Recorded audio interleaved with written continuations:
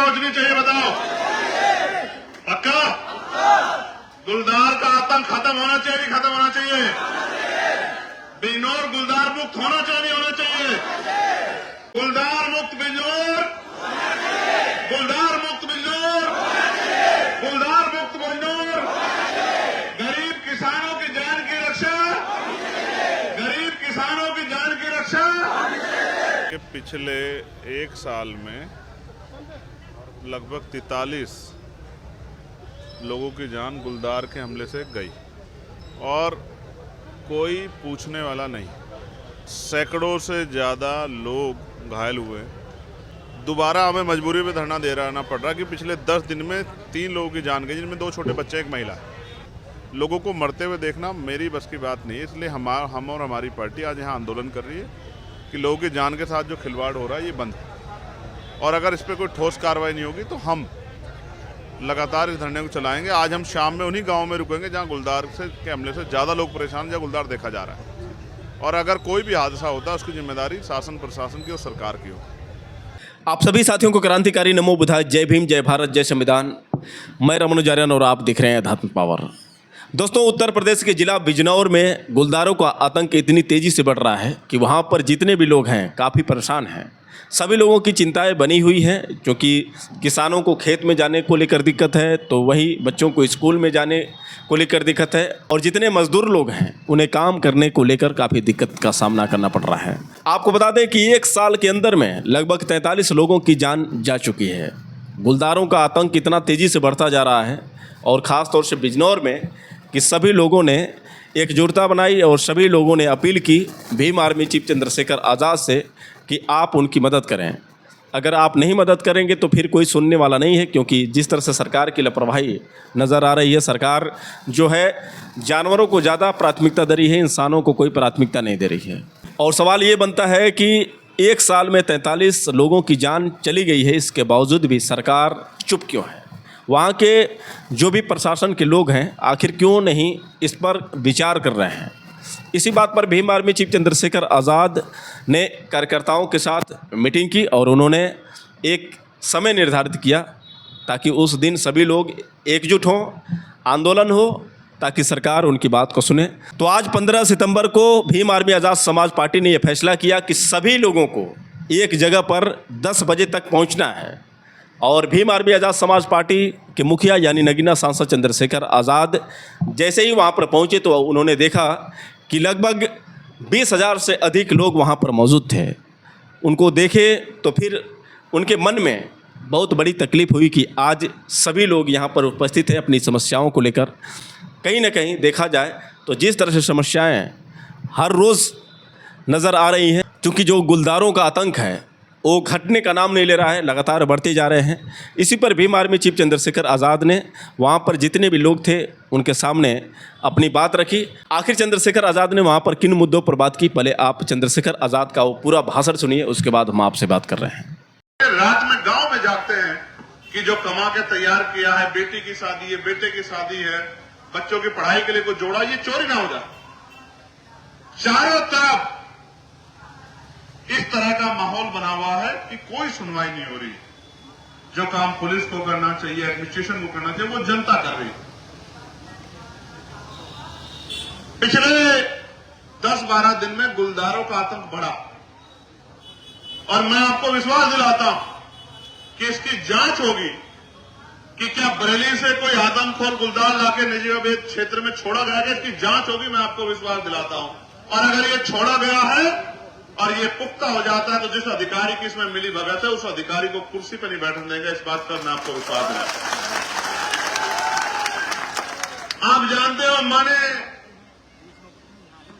केंद्रीय मंत्री से मुलाकात की और उन्होंने मुझे विश्वास दिलाया। मैंने उनसे आग्रह किया कि आप मेरे साथ चल के एक बार देखिए चल के कि किस तरह किसान डर के साए में मजदूर रह रहा है। मैंने उनको बताया कि लोग अपने बच्चों को स्कूल नहीं भेज पा रहे हैं, डर रहे हैं कि भेजेंगे स्कूल और जाएगा शमशान, कब्रिस्तान। महिलाएं खेतों पे नहीं जा पा रही। क्षेत्र में 2 तरह से लोगों के घर चल रहे हैं। पहला, किसानी के जरिए।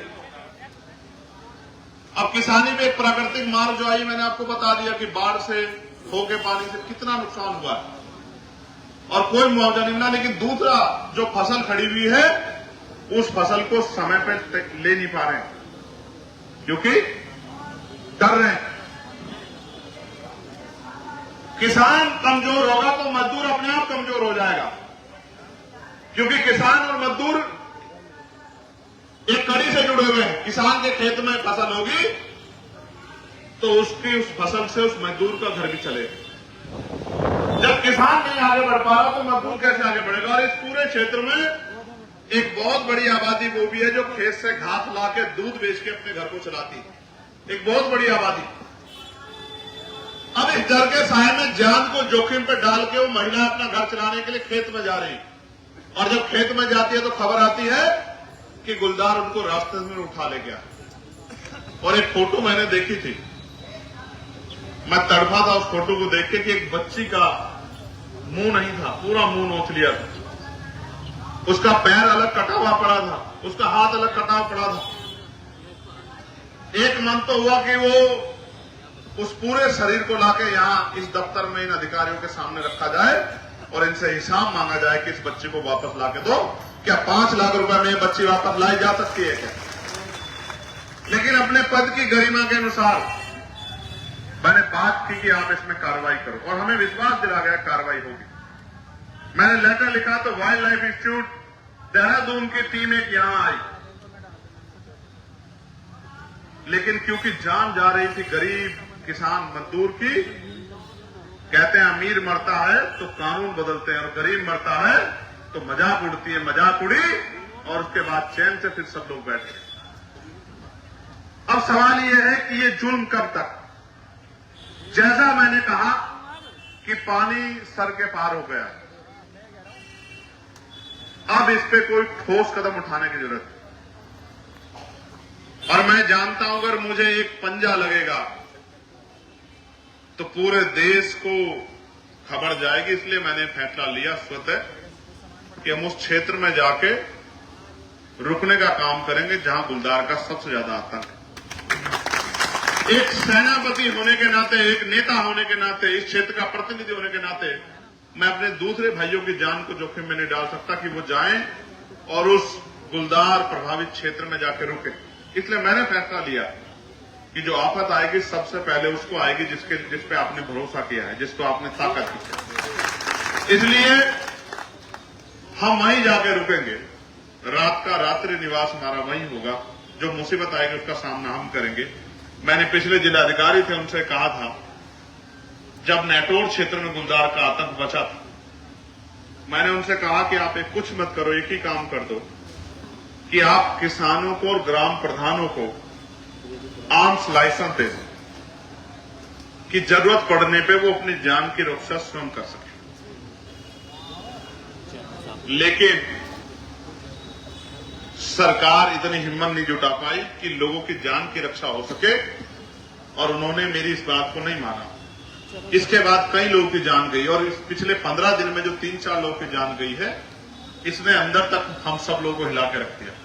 आज जो आप यहां गंभीरता से अपना समय, अपना कार्य छोड़ के यहाँ, पहलांबा जी भी हमारे बीच आ गए हैं, तमाम हमारे साथी, हमारे सुरवीर सिंह जी जो हैं, जो जाट महासभा के प्रदेश अध्यक्ष रहे हैं, तमाम हमारे बहुत जिम्मेदार शख्सियत इस क्षेत्र के, तमाम हमारे पार्टी के सम्मानित संघर्षशील कार्यकर्ता पदाधिकारी, हमारी पार्टी के सम्मानित नेतागण, जिले के प्रभारी, मंडल के प्रभारी, प्रदेश कमेटी के मेंबर, तमाम लोग, इन्होंने मुझे सैकड़ों मैसेज करके चिंता जाहिर की कि हमें चुप नहीं बैठना चाहिए। और जब इनकी चिंता, हमारी चिंता ने एकजुटता दिखाई तो ये आंदोलन आज यहां जमीन पर दिख रहा। और आपने देखा मेरी घोषणा के बाद कई आंदोलन शुरू हुए, कई तरह से प्रयास किया गया, लेकिन ये प्रयास काफी नहीं, हमें ठोस समाधान चाहिए।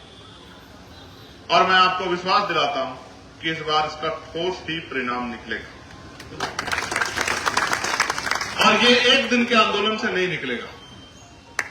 मैं मानता हूं इस बार आंदोलन जो है, अगर यहां की सुनवाई से काम नहीं चलेगा तो अगला आंदोलन दिल्ली में होगा या लखनऊ में होगा। मेरी बात को आप याद रखें।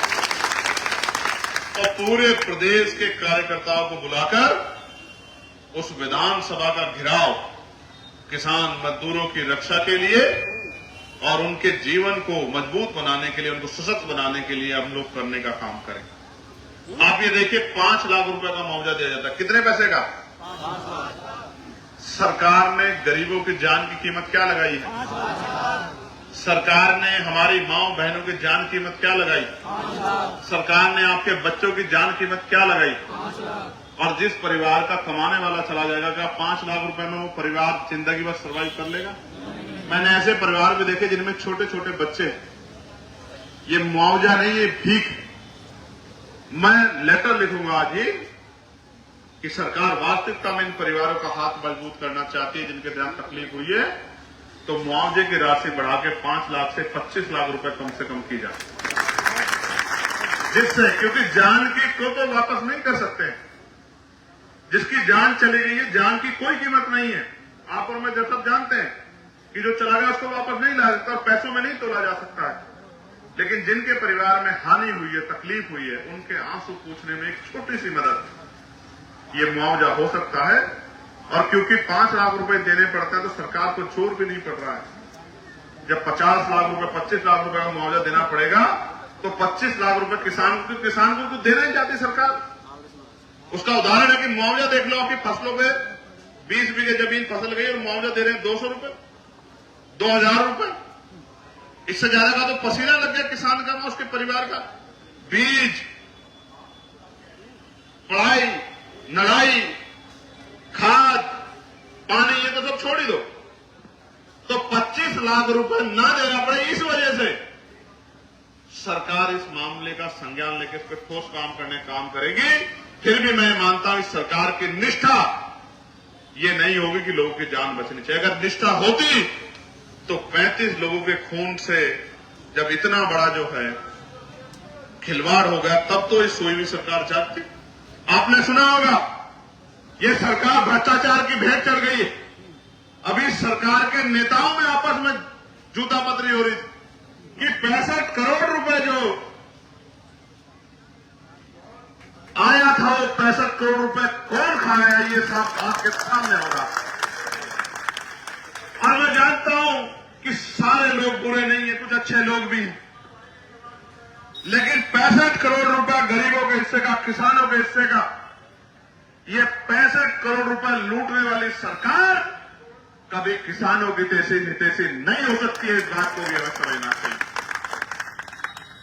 और जांच करने की बजाय बंदर बांट करने में लगे हुए, आप समझिए।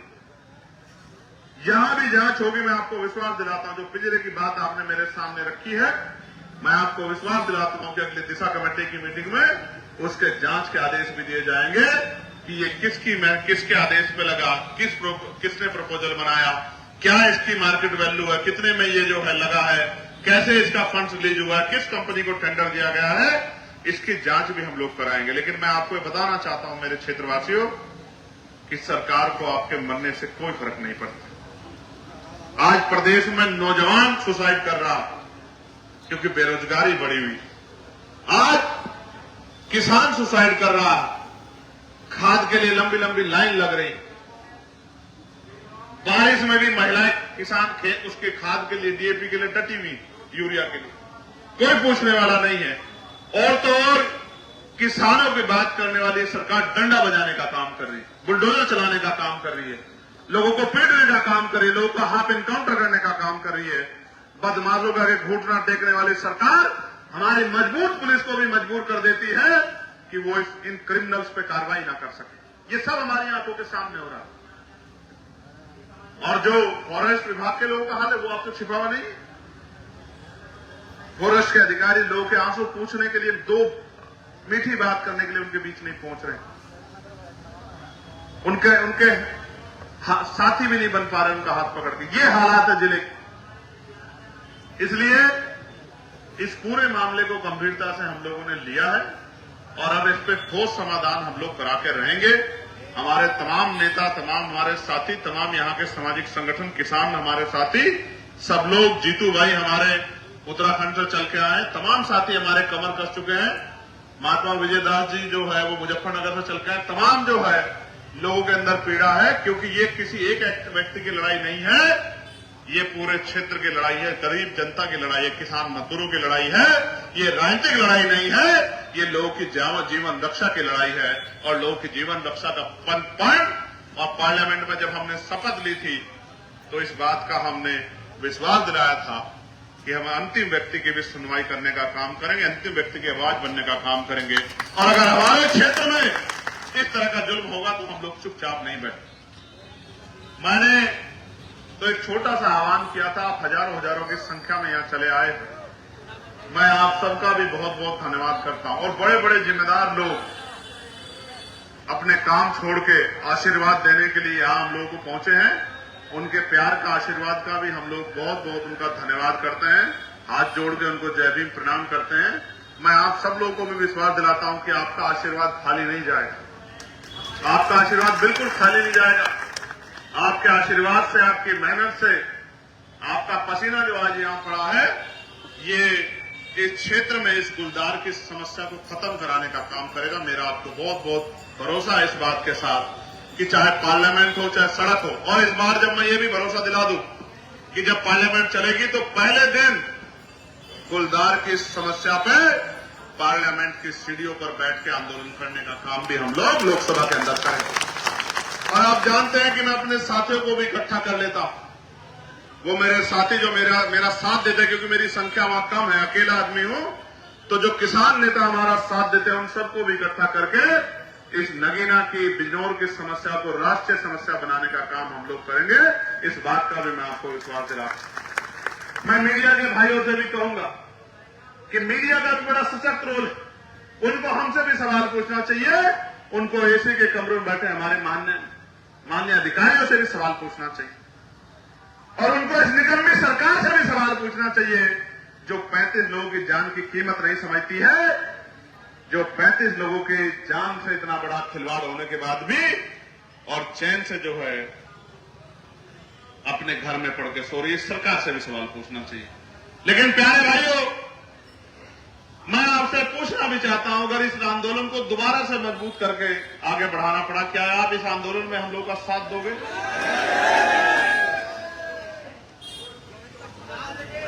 दोबारा से बताओ।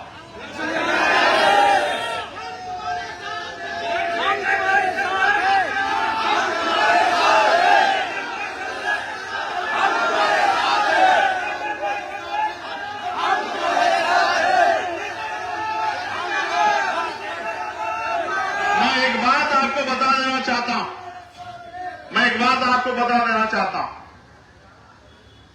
सांसद बनने के बाद ये मेरा पहला धरना, क्योंकि यह एक काम ऐसा हो रहा है जो मेरी पहुंच से बाहर हो रहा। आप जानते हैं, अगर ये काम मेरी पहुंच में होता तो मैं कभी धरना नहीं करता। आप इस बात को जानते हैं। ये लोगों की जान का मामला है, वरना कोई ऐसा मामला नहीं। आप तमाम लोग बैठे हैं कि आपकी तरफ आंख उठी हो और मैंने धरना करने के लिए आपको कहा हो। आप इस बात को जानते हैं। मैं आपको रोकने काम करता हूं कि धरना मत करो। आपके पास आपका सांसद है जो आपके जगह अकेला धरना करने का काम करेगा। लेकिन इस बार मैं अपने आप को ऐसा है महसूस कर रहा हूं, क्योंकि अगर ये लड़ाई इंसानों से लड़ी जा रही होती, दबंगों से, सामंतियों से, किसान विरोधियों से, दलित मुसलमान पिछड़ा विरोधियों से लड़ी जा रही होती, व्यापारी विरोधियों से लड़ी जा रही होती, तो वहीं जाके इस आंदोलन करने का हम करते। लेकिन क्योंकि ये लड़ाई जानवरों से लड़ी जाती, ये जानवरों से लड़ी जा रही है और सामने समझदारी नहीं है, सामने आतंक है। इसलिए इस आतंक से ऐसे ही लड़ा जाएगा जैसे हमारी सेना आतंकवादियों से लड़ती है। इसी तरह से लड़ा जाएगा, सेना बन के हम लोग लड़ने का काम करेंगे। प्यारे भाइयों, अगर ऐसे बात नहीं बनेगी, मैं और नेताओं के जैसा नहीं हूं, लेकिन क्योंकि आप जानते हो हमारी शक्ति को, मैं चाहता तो सारे अधिकारियों को यहां धूप में आपके बराबर में बिठा सकता था। आप जानते हो नहीं जानते हो इस बात को? जानते हो, लेकिन उनका अपमान करके मुझे कोई सम्मान नहीं मिलने वाला। सही बात, मैं इस बात को जानता हूं, इसलिए मैंने उनको आपके बीच में नहीं बुलाया। वरना मैं चाहता, आप देखो छोटा सा कोई मामला होता, बिजली विभाग के अधिकारियों को पकड़ के बंधक बिठा के वहां बिठा लेते हैं। वो तो छोटे छोटे संगठन के लोग हैं, हम तो देश के एक बहुत बड़े संगठन के कार्यकर्ता हैं, भीम आर्मी आजाद समाज पार्टी कार्यकर्ता। अगर हम चाहते तो इन सारे अधिकारियों को आपकी जगह यहां बिठाकर धूप में इनसे भी पसीना बहा सकते हैं। लेकिन सम्मानित साथियों, ये लड़ाई उन अधिकारियों से नहीं है, ये लड़ाई उस व्यवस्था से है। इसमें जो भी खामियां उसको दुरुस्त हम इनके जरिए कराने का काम करेंगे। और इसलिए मैं आपसे आग्रह करता हूं कि आप और हमें मिलकर अब इस पे मजबूत संज्ञान लेना है। आज हमारा प्रवास जो है, रात्रि प्रवास रामदास वाली में रहेगा। कहां? रामदास वाली में एक जगह है जहां ये कब हुई घटना?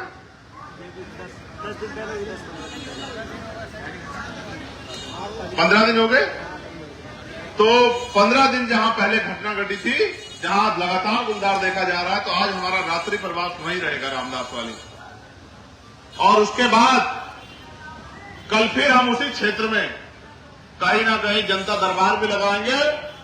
मैं तब तक अपने कमरे पर नहीं जाऊंगा जब तक यहां से उचित समाधान नहीं होगा। मैं आपको विश्वास दिलाता हूं, चाहे रात कहीं काटनी पड़े और दिन कहीं काटना पड़े, जब तक अस्थायी समाधान नहीं होगा, लोगों को न्याय नहीं मिलेगा, ठोस कार्रवाई नहीं होगी, तब तक मैं अपने कमरे पर वहां धामपुर में नहीं लौटूंगा। और यहीं से जो भी कार्यक्रम होगा वो क्षेत्र से ही किसी न किसी ऐसी जगह से जहां रुकने का मौका मिलेगा वहीं से। बस आपसे आग्रह की रोटी पानी की व्यवस्था आप लोग करा देना। करा दोगे नहीं करा दोगे? हैं? सच बताओ, दोनों हाथ उठा के बताओ, करा दोगे नहीं करा दोगे? नहीं, ऐसे तो बहुत मजबूत लोग बैठे हैं, ये तो एक एक बारात की व्यवस्था करा सकते हैं, लेकिन इनसे व्यवस्था नहीं करानी, आप ही लोगों से व्यवस्था करानी। ठीक है? तो मैं आपका आभार प्रकट करता हूं। और मैं इश्तियाक भाई भी हमारे बीच आ गए, तमाम हम अपने अधिकारियों को, हमारे जिम्मेदार साथी जाके ज्ञापन देने के लिए बुलवा दें। उनको ज्ञापन हमारी टीम दे देगी। कहां ज्ञापन? हाँ।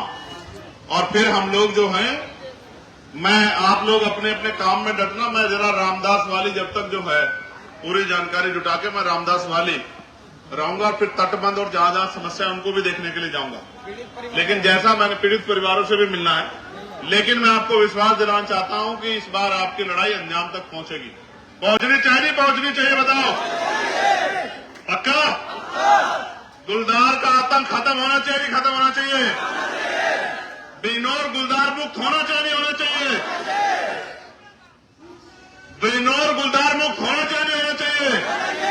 जोर से बताओ। गुलदार मुक्त बिजनौर, गुलदार मुक्त बिजनौर, गुलदार मुक्त बिजनौर।